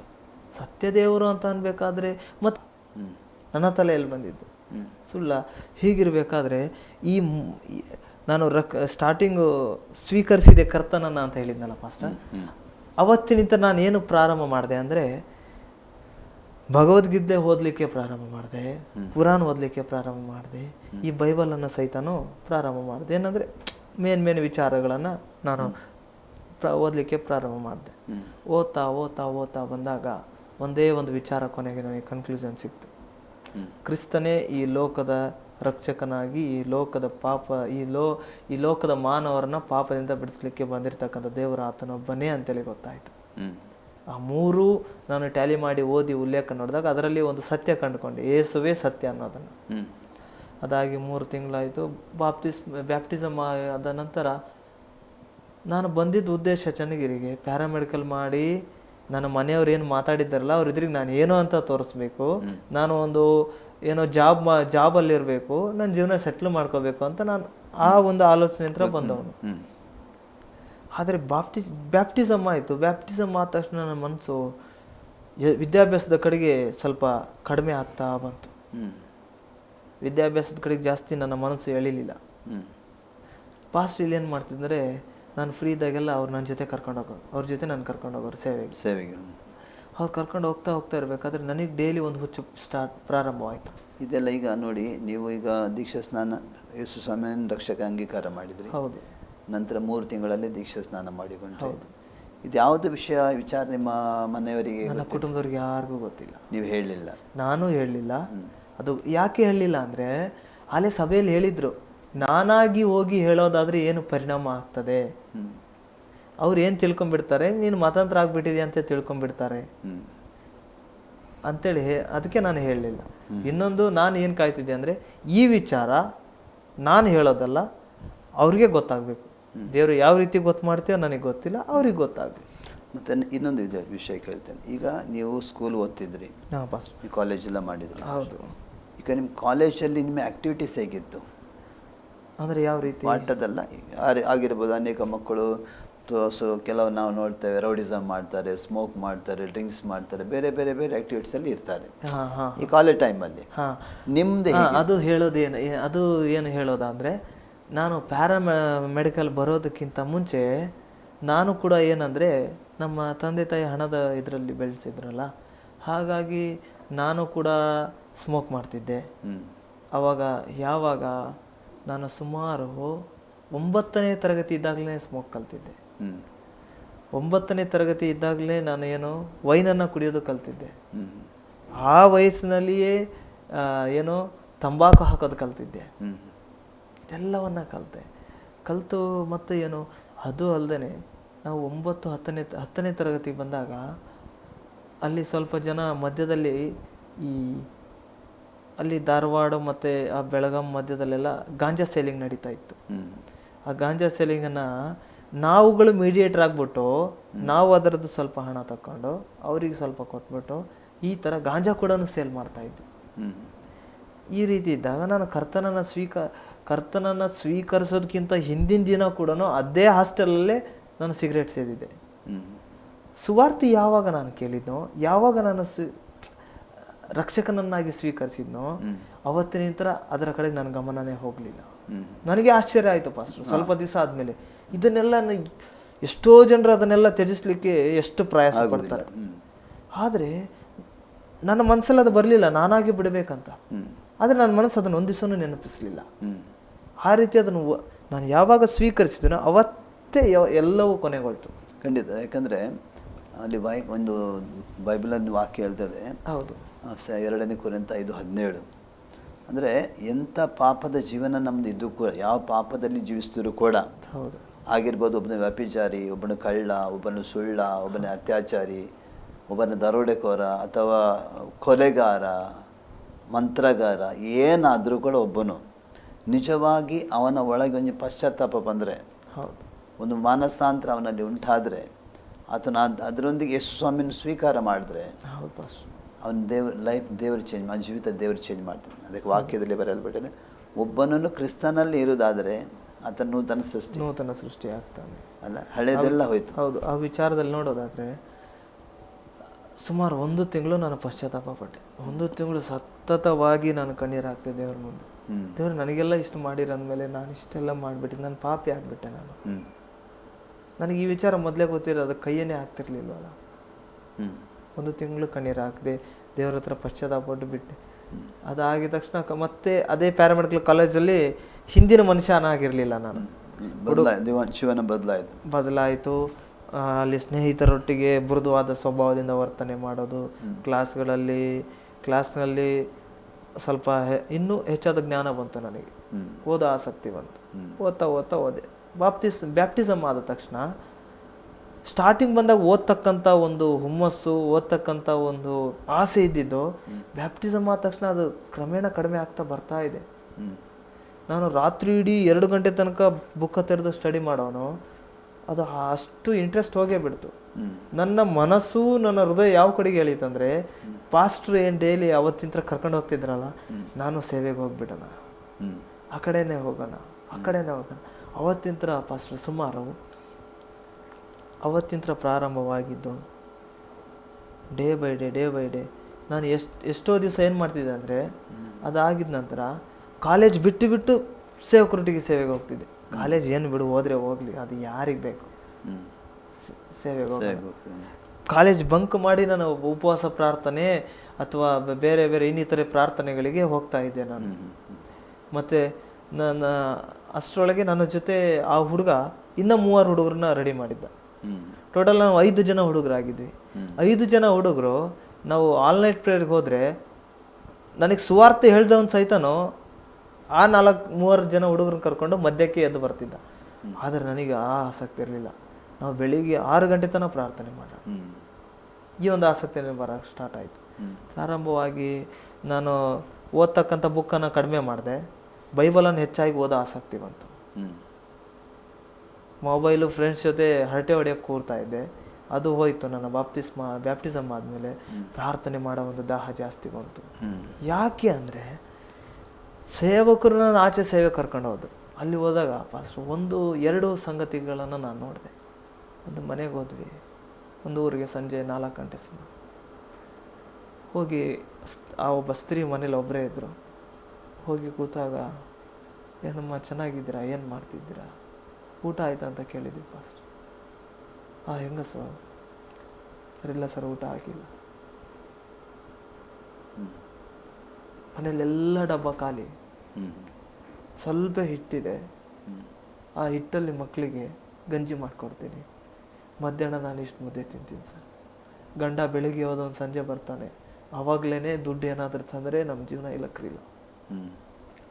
ಆ ಸನ್ನಿವೇಶ ನೋಡಿ ನನಗೆ ಕಣ್ಣಲ್ಲಿ ನೀರು ಬಂತು ಪಾಸ್ಟ್. ಏನಪ್ಪ ಈ ಥರ ಜನರಿದ್ದಾರೆ ಲೋಕದಲ್ಲಿ. ಅದೇ ಪಕ್ಕದ ಮನೆಗೆ ಹೋದ್ವಿ, ಇನ್ನೊಂದು ಪಕ್ಕದ ಮನೆಗೆ, ದಟ್ ಸೇಮ್ ಥಿಂಗ್. ಆಯಮ್ಮ ಹೇಳ್ತಿದ್ದಾಳೆ, ಸರ್ ಊಟ ಮಾಡಿ, ನಿನ್ನೆ ಊಟ ಮಾಡಿದ್ದೆ, ಇವತ್ತು ಊಟ ಮಾಡಿಲ್ಲ.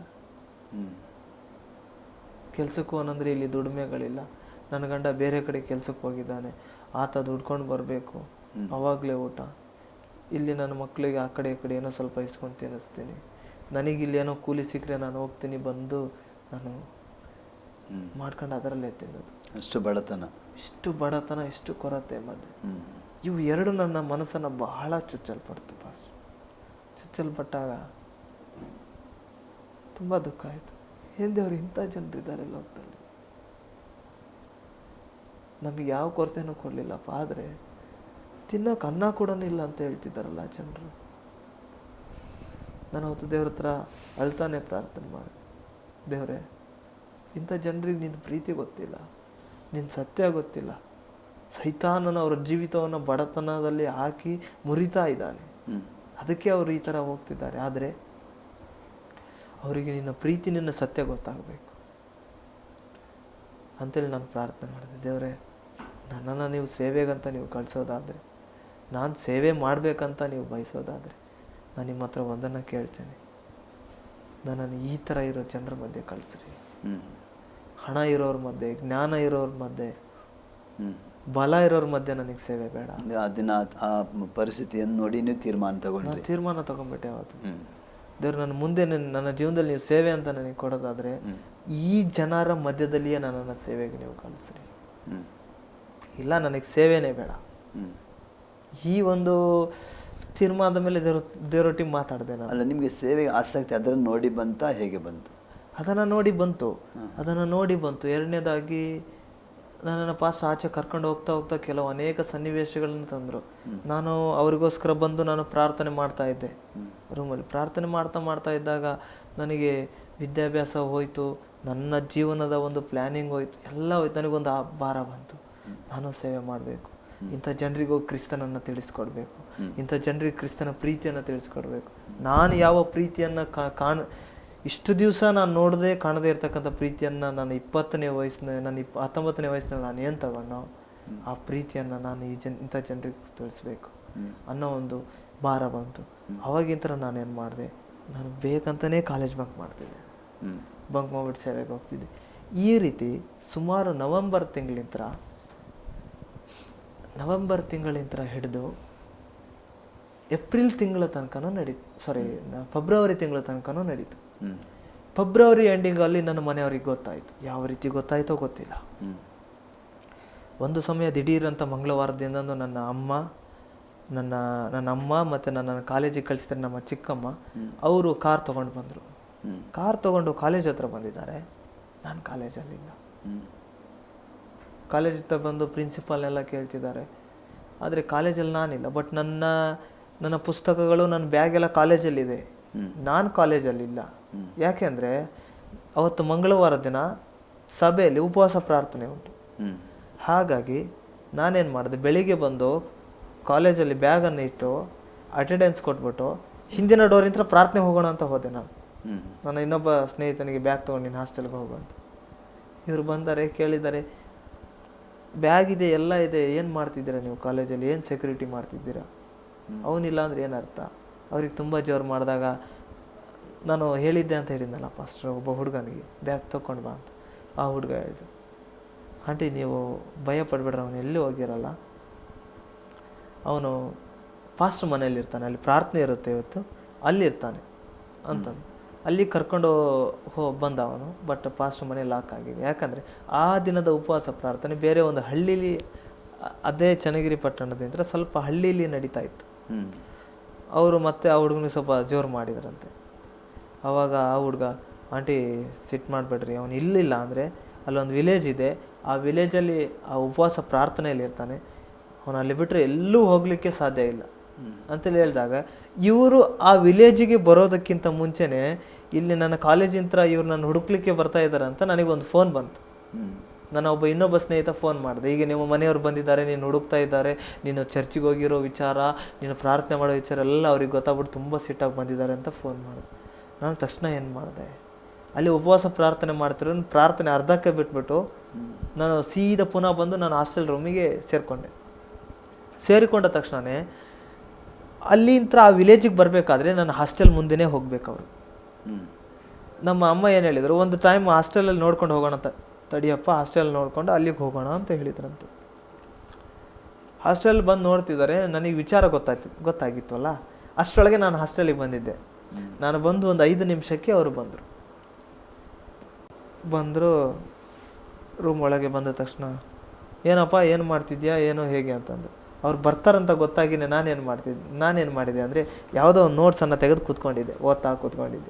ಇಲ್ಲಾಂದರೆ ಸುಮ್ಮನೆ ಬೈತಾರೆ, ಏನೋ ಮಾಡ್ತಾರೆ ಅಂತ ಕೂತಿದ್ದೆ. ಅದಾದ ತಕ್ಷಣ ಅವ್ರು ಬಂದರು, ಏನು ಮಾಡ್ತಿದ್ಯಪ್ಪ, ಏನೋ ಚರ್ಚಿಗೆ ಹೋಗ್ತಿದ್ಯಂತಲೋ, ಏನೋ ಪ್ರಾರ್ಥನೆ ಮಾಡ್ತಿದ್ಯಂತಲೋ, ಏನು ಸಮಾಚಾರ ನಿಂದು, ಇನ್ನು ಎದಕ್ಕೋಸ್ಕರ ನಾವಿಲ್ಲಿ ಕಳಿಸಿದ್ದು, ಯಾವ ವಿಚಾರಕ್ಕೆ, ಏನು ಎಂತೋ ಅಂತ ನಮ್ಮ ಚಿಕ್ಕಮ್ಮ ಸ್ಟಾರ್ಟ್ ಮಾಡಿಕೊಂಡ್ರು.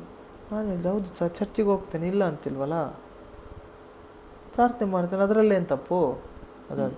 ನಾವು ಏನು ಮಾಡ್ಕೊಂಡು ಬಂದ್ವಿ ನಾವು ಹಿಂದಿನ ನಾವು ಏನನ್ನ ಆಚರಿಸ್ಕೊಂಡು ಬಂದ್ವಿ, ಯಾವ ಸಂಪ್ರದಾಯದಲ್ಲಿ ಬೆಳೆದ್ವಿ, ನೀನೇನು ಮೊದಲಿಂತ್ರ ಅದನ್ನೇ ಮಾಡಿದ್ದ ಹೀಗೆ ಅಂತ ಕೇಳಿ. ನಾನು ಅದಕ್ಕೆ ಹೇಳಿದೆ ಅವ್ರಿಗೆ, ಅದರಲ್ಲೇನು ತಪ್ಪಿದೆ, ಚರ್ಚಿಗೆ ಹೋಗೋದು, ಪ್ರಾರ್ಥನೆ ಮಾಡೋದೇನು ತಪ್ಪಿದೆ.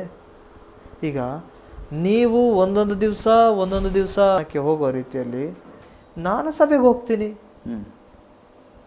ಚರ್ಚಿಗೆ ಹೋಗ್ತೇನೆ, ಅದರಲ್ಲೇನು ತಪ್ಪು ಅಂತ ಕೇಳಿದೆ. ನೀನು ಇಲ್ಲಿದ್ದರೆ ನೀನು ಏನೇ ಆಗ್ತೀಯ, ಬೇಡ ಅಂತೇಳಿ ಏನು ಮಾಡಿದ್ರು ಅಂದರೆ, ನನ್ನ ಬುಕ್ಕು ಬಟ್ಟೆ ಎಲ್ಲ ಅಲ್ಲೇ ಬಿಟ್ಟರು. ನನ್ನನ್ನು ಮತ್ತೆ ಕಾಲೇಜಿಗೆ ಕರ್ಕೊಂಡು ಬಂದು ಒಂದು ವೀಕ್ ಮೆಡಿಕಲ್ ಲೀವ್ ಹಾಕ್ಸಿದ್ರು. ಬೇಡ, ಮನೆಗೆ ಕರ್ಕೊಂಡೋಗಿ ಅಲ್ಲಿ ಇಟ್ಕೊಳ್ಳೋಣ 1 ವಾರ ಅಂಥೇಳಿ ಕರ್ಕೊಂಡು ಹೋದ್ರು. 1 ವಾರ ಅಲ್ಲಿ ಇಟ್ಟರು ನನ್ನ ಮನೆಯಲ್ಲಿ, ಹರಪನಹಳ್ಳಿ. ಅಲ್ಲಿ ಇಟ್ಟಾದ್ಮೇಲೆ 3 ದಿವಸ ಆಯಿತು, 4 ದಿವಸ ಆಯಿತು, ನನಗೆ ತಡ್ಕೊಳಕ್ಕಾಗ್ತಿಲ್ಲ ಪಾಸ್ಟರ್. ಪ್ರಾರ್ಥನೆ ಇಲ್ಲ, ಮೊಬೈಲು ಕಿತ್ಕೊಂಡ್ಬಿಟ್ಟಿದ್ದಾರೆ, ಒಂದು ಹಾಡು ಕೇಳೋಣಂದ್ರೂ ಇಲ್ಲ, ಏನೋ ಒಂದು ಪ್ರಾರ್ಥನೆ ಮಾಡೋಣಂದ್ರೂ ಇಲ್ಲ. ಬೈಬಲ್ ನೋಡಿದರೆ ಬೈಬಲ್ಲು ತಗೊಂಡು ಬರ್ತಾ ಇದ್ದರೆ ಬೈಬಲ್ ತೆಗೆದು ಬಿಸಾಕಿದ್ರು. 3 ದಿವಸ ಆಯಿತು, ನನಗೊಂಥರ ಆಯಿತು.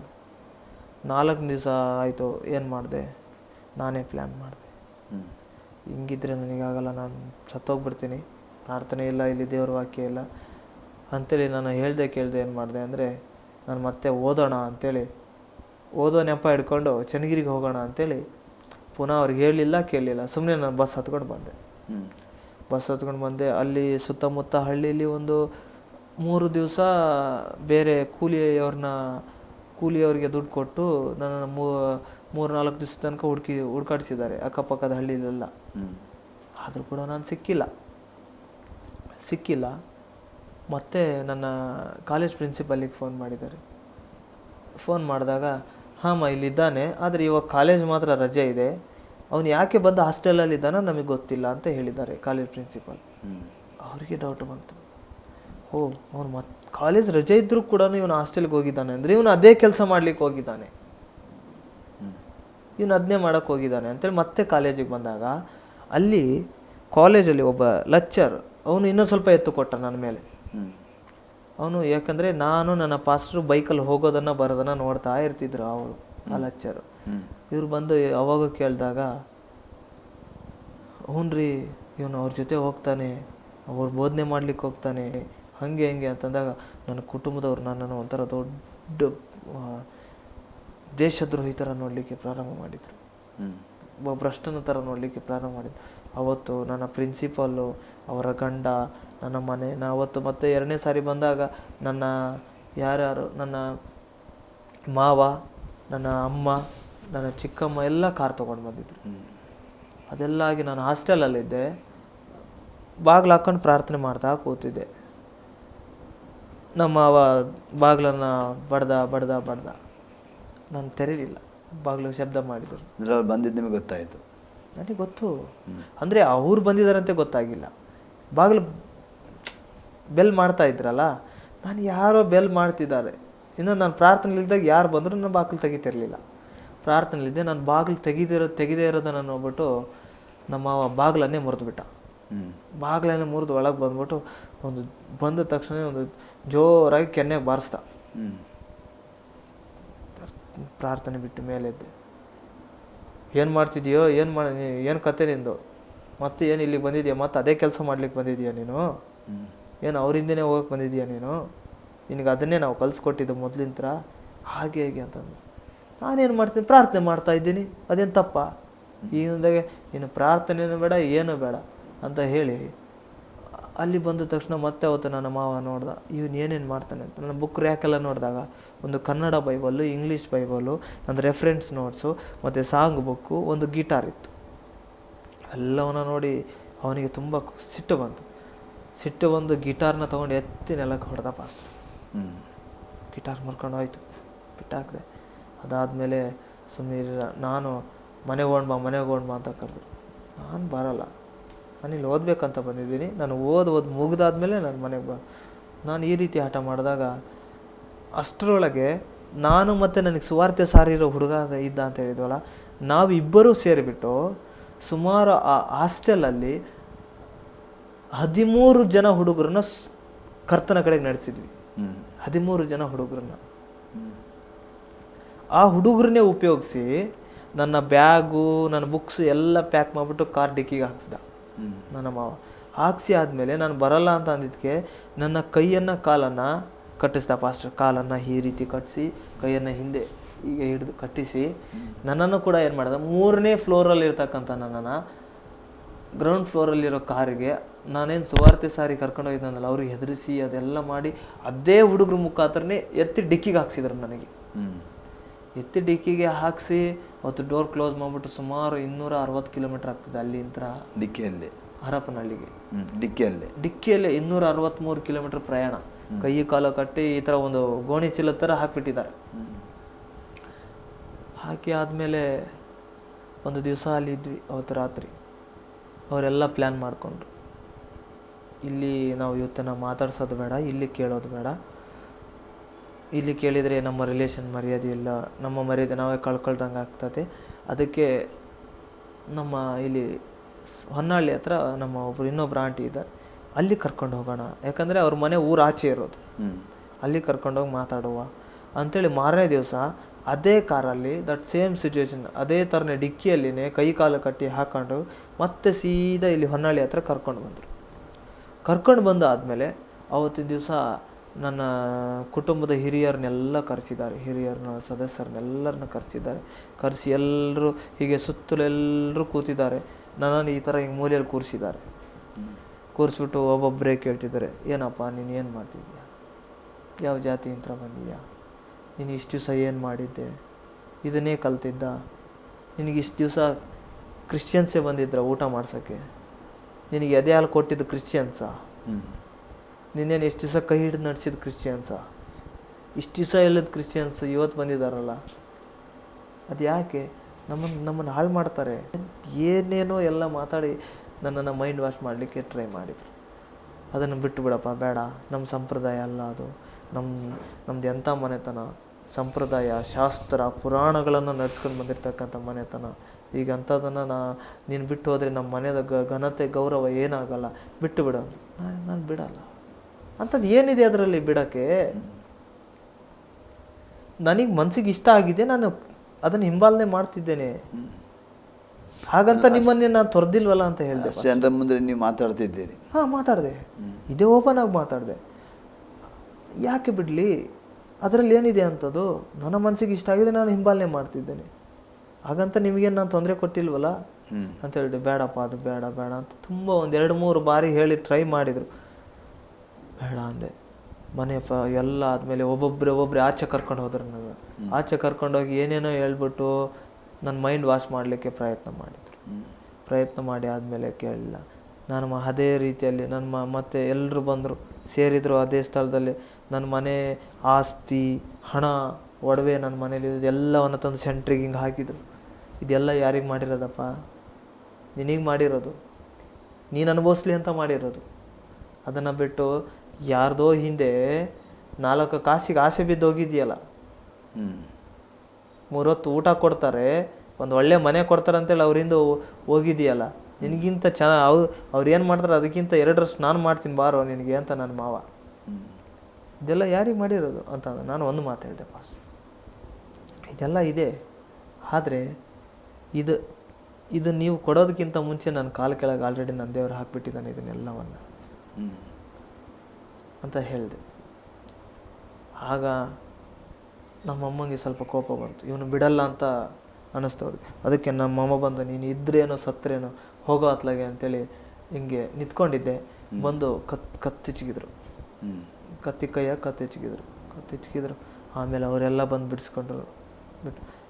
ಬಿಡಿಸಿ ಆದಮೇಲೆ ನಾನು ಮತ್ತೆ ಹೇಳಿದೆ ನಮ್ಮ ಅವನಿಗೆ, ನಾನು ಬಿಡಲ್ಲ ನೋಡ್ರಿ, ನೀವು ನನ್ನನ್ನು ಸಣ್ಣದಾಗಿ ಇವತ್ತು ಇಲ್ಲೇ ಕಟ್ ಮಾಡ್ತೀನಿ ಅಂದರೂ ನಾನು ಚರ್ಚಿಗೆ ಹೋಗೋದು ಬಿಡೋದಿಲ್ಲ, ನಾನು ಪ್ರಾರ್ಥನೆ ಮಾಡೋದು ಬಿಡೋದಿಲ್ಲ, ನಾನು ಮಾಡ್ತೀನಿ ಅಂತೇಳಿ. ಇದು ಹೇಳಿದ ತಕ್ಷಣ ನನ್ನ ಮಾವನಿಗೆ ಸಿಟ್ಟು ಬಂತು. ಮನೆ ಆಚೆ ಒಂದು ಸೈಕಲ್ ಚೈನ್ ಬಿದ್ದಿದ್ದು. ಸೈಕಲ್ ಚೈನ್ ತೊಗೊಂಬಂದು ಮೂಲೆಯಲ್ಲಿ ಕೂತಿದ್ದೆ. ಸೈಕಲ್ ಚೈನ್ ತೊಗೊಂಬಂದು ಸರಿಯಾಗಿ ಬೆರ್ರಿಯಾಗಿ ಬಾರಿಸ್ದ ಸೈಕಲ್ ಚೈನ್ ತಗೋ, ಬಿಡಪ್ಪ ಹೋಗಲಿ, ಬೇಡ, ಇಷ್ಟೆಲ್ಲ ಬೇಕೇನ ನಿನಗೆ? ಕುಟುಂಬದವ್ರಿಗೆ ನೋವು ಕೊಟ್ಟು ನೀನು ನೋವು ಪಟ್ಟು ಒಡಿಸ್ಕೊಂಡು ಅಂತ ನಾನು ಹೇಳಿದೆ. ಮತ್ತೆ ಅದೇ ಹೇಳಿದೆ, ನೀವು ನನ್ನನ್ನು ಇಲ್ಲೇ ಇವತ್ತು ಸಾಯಿಸಿದ್ರು ಸಹಿತನೂ ನಾನು ಬಿಡಲ್ಲ ಅಂತ ಹೇಳಿದೆ. ನಮ್ಮವ ಅಷ್ಟು ದೂರ ನಿಂತ್ಕೊಂಡಿದ್ದ ಫಾಸ್ಟ್. ಅಷ್ಟು ದೂರ ನಿಂತಿರೋನು ಪಕ್ಕದಲ್ಲಿ 2 ಕಿಲೋ ಪೌಂಡ್ ಇತ್ತು. ನೀವು ಯಾರು ಏನು ಹೇಳಿದ್ರು ಬಿಡಲ್ಲ ಅಂದ ತಕ್ಷಣ ಅವನಿಗೆ ಕೋಪ ಬಂತು. ಆ ಕಿಲೋ ಪೌಂಡ್ ತೊಗೊಂಡು ಅಲ್ಲಿ ಥರನೇ ಬೀಸ್ದ, ಸೀದಾ ಬಲಭಾಗದ ಭುಜಕ್ಕೆ.